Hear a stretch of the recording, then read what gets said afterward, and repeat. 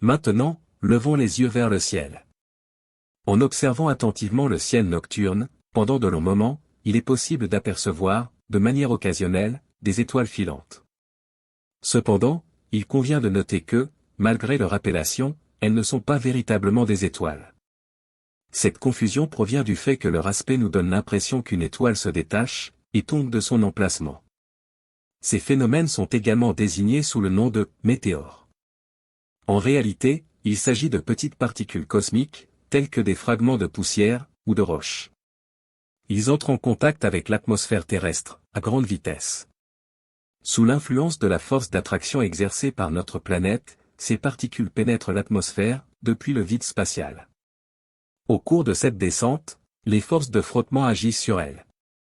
Elles provoquent le réchauffement, jusqu'à ce qu'elles atteignent un point d'incandescence. Finalement, ces particules sont consumées, avant même d'avoir pu toucher le sol, en raison de la chaleur générée par le processus.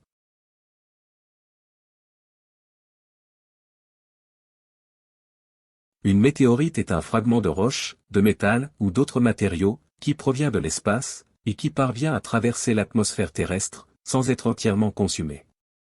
Si le météoroïde est suffisamment grand, ou résistant, il peut résister à ces forces, et atteindre la surface de la Terre. Une fois qu'il a touché le sol, il est alors appelé une météorite. Les météorites ne sont que des fragments d'objets plus gros appelés astéroïdes. L'une des principales hypothèses pour expliquer l'extinction des dinosaures, il y a environ 65 millions d'années, est l'impact d'un astéroïde de 10 km de diamètre, avec la Terre. Le cratère de Chicxulub, au Mexique, est souvent associé à cet impact. Cet impact aurait généré des tsunamis, des incendies massifs, une obscurité atmosphérique, due aux poussières, et des changements climatiques drastiques. Un hiver nucléaire temporaire a réduit la lumière solaire atteignant la Terre, et perturbé les chaînes alimentaires. Au cours de cet événement, on estime que près de 75% des espèces vivantes sur Terre ont été éradiquées.